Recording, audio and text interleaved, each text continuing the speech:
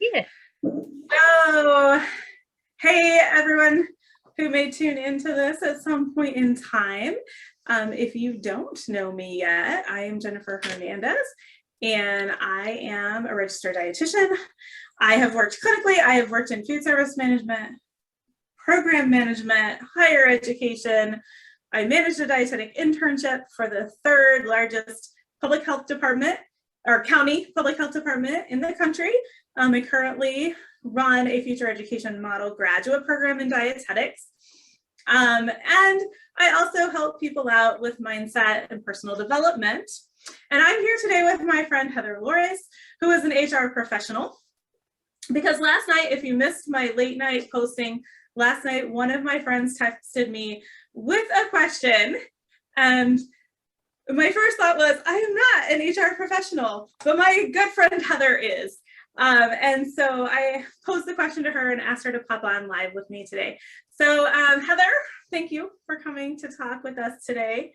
I want to ask you how long you've been an HR professional, but maybe you don't want to answer that question. So Longer than I could admit. Right, exactly, right? I was talking to one of my students the other day and I was like, I did my undergrad 25 years ago, and that like really hurt to say out loud. But anyway, you've been in HR for a long time, right? So you've seen several things. And so the question was, how do I turn down a job offer without burning the bridge? So, this particular friend, she was actually recruited. She was headhunted, which is great. That always feels wonderful, right? We hear the saying, it's not what you know, it's who you know. And I heard somebody say, it's not even who you know, but it's who knows you, right? Because like you might know, like I know John C. Maxwell. He's like this big name in leadership and personal development. But if somebody were to throw my name to him, he wouldn't know who I am, right? And so somebody that knew her said, hey, we have this job that's coming open. You would be really great for it, and so recommended her for it. She interviewed for it and found out it would be a lateral move. Basically the same job, just in a different location for the exact same pay, right? And so her question is like, how do I say no without them, never considering me for another position again? Right. So, it depends. It'll vary. Your response will always vary on the situation and who you're talking to. But I would say be honest, because in all human reactions, honesty wins. So it's how you present, I guess, that honesty to kind of soften the blow, which is the real question. And when you and I were talking last night about maybe doing this, I joked with you saying, oh, just tell her, peace out. Sorry. Because we are in the middle of, this great resignation. And it's crazy out there. So HR people, especially, I would say, we're competing for people right now. So we're used to rejection at the moment. We probably, depending on how large the company is that she's working with, or considering going to, they could be getting multiple rejections a day. So it's kind of like, to put it in housing market terms, because that's also crazy right now. It's kind of like an employee's market. You have the control, you have the power right now to negotiate. So first thing I would say to your friend, since she found out it's a lateral move and it's the same exact position, just a different location, she should tell them that and say, I love your company. I would love working for you. If it's a personal contact, oh my gosh, I would love working with you. This sounds so fun.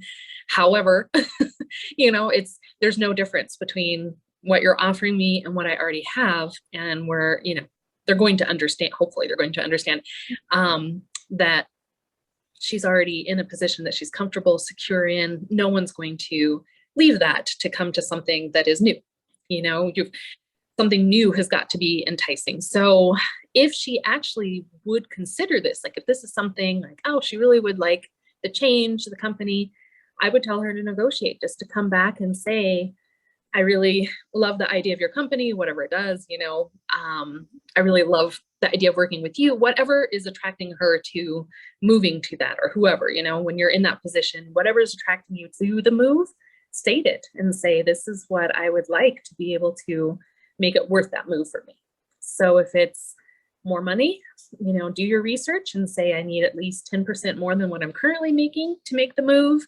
If it's, anything, more PTO, she can negotiate more PTO, just whatever is important to her. The only thing that is hard to negotiate now because of the Affordable Care Act would be benefits. Yeah. So benefits are kind of set. They're the same for everyone. So it is whatever it is. But I would also tell her, a lot of employees don't know to look at benefits. We call it kind of like that hidden paycheck. Right. But if she's going to be paying significantly less at the new position with better coverage, it might be worth the jump, even if the salary is just the same, Yeah. But if not, then again, it's just a lateral move. So yeah, my husband just got a new job and he was showing me his benefits, and I'm like, babe, we're going to be paying 3 times as much for your medical, specifically the medical, than what we're paying right now for mine. So yeah, definitely look at those benefits, because sometimes even if the pay looks the same, if it's a different company and the benefits are going to be different, that is a really important thing that I do agree with you. People do often overlook. Yeah, because we see the dollar signs and that paycheck that's going to be coming in, and we forget that then things are going to come out of that. Right. So look at what's coming out of the new salary that they're going to give you, and make sure that you are going to be making more. And I think 10% is a good number to say I'm willing to jump for. Maybe 3%, 5%, probably not worth the jump. Just got to look at the drive, everything. Like right now, like I said, it's the employees market. Yeah. So do whatever, look at everything and ask, I'm going to be driving a little bit more to make it to this new position. I need a little bit more, like anything, negotiate everything. Right. Or conversely, if it lessens the commute, then maybe sometimes those lateral moves are a good idea, right? If it makes other parts of your life easier. Because living in Phoenix, depending on where you have to go to work, can make your 8-hour workday a 10 or 11-hour day. So. And something similar to that, I don't know what kind of position she's in. If she's like a nurse, she can't ask for this, but everyone is for work from home, either some kind of combination of, I want 3 days work from home, I'll be in the office too. If that's something she wants, ask for it, because now's the time to get whatever you want. Now is the time. So yeah. And just to circle back to, how we were just kind of laughing about the peace out, no way, see ya.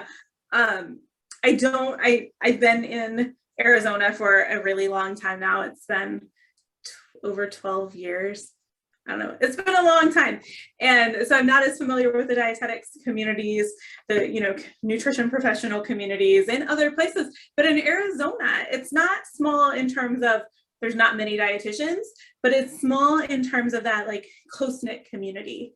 Right. Mm-hmm. And so again, with not wanting to, I know her personality, and no matter if she never thought she would interact with these people, she personally wouldn't want to just be like, no way, Jose, but that's another really important consideration is I got multiple jobs in St. Louis way back in the day because, again, of who knew me, right? I was recommended for those jobs.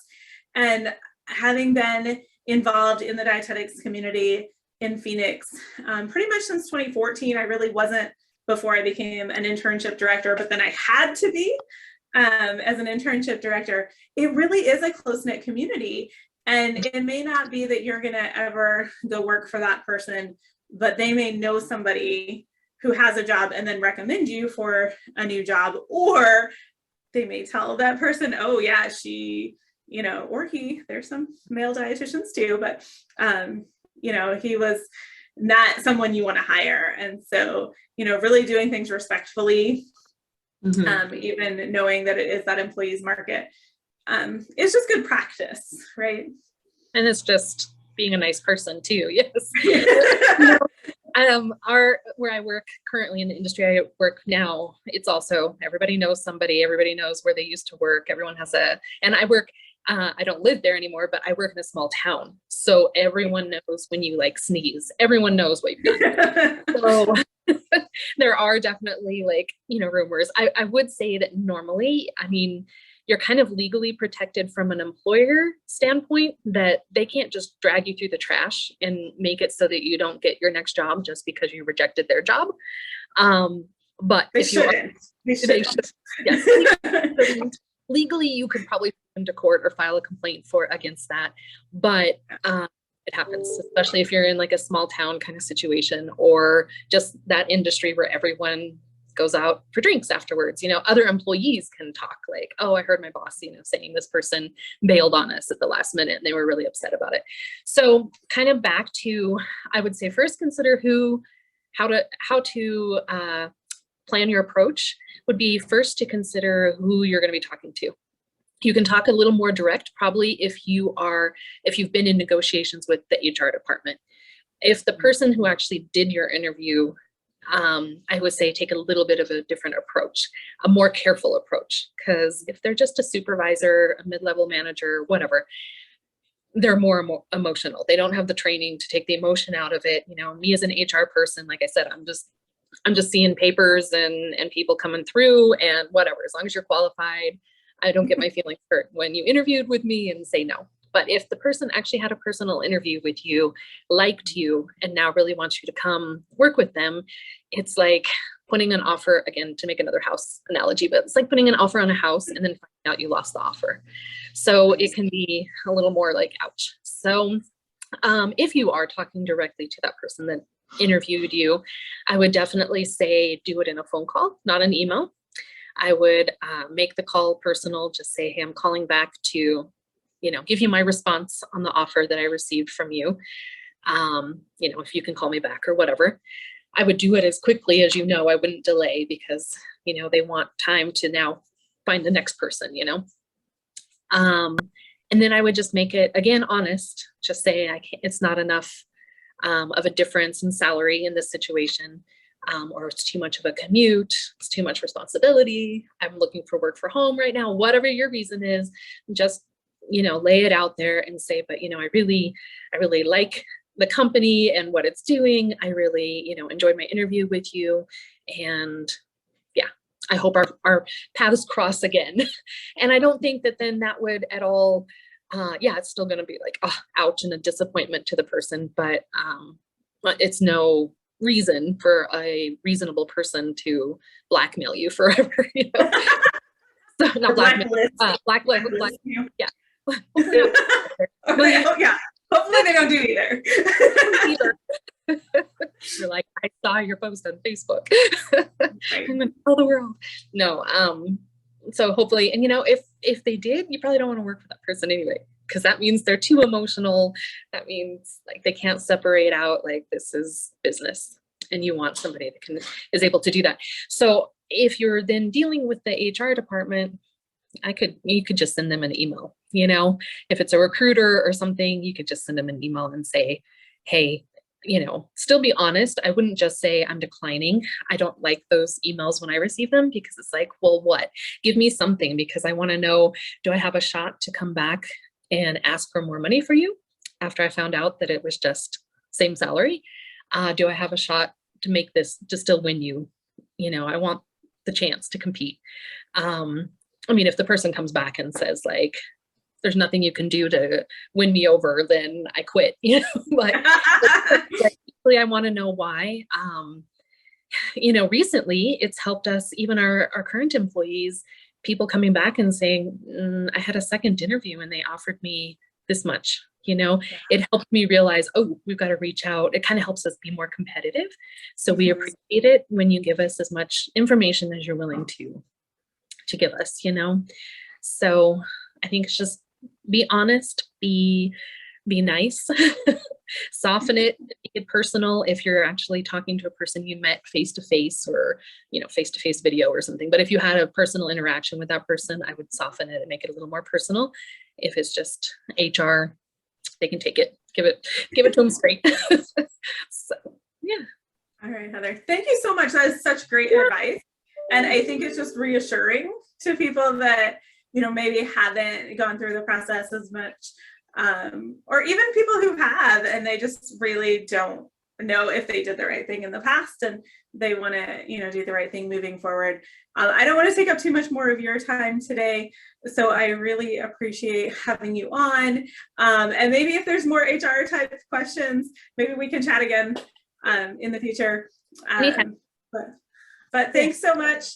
I appreciate you so much. Thank you for letting me help your friend. Hopefully this helps. And it's always scary to disappoint people. No one wants to disappoint.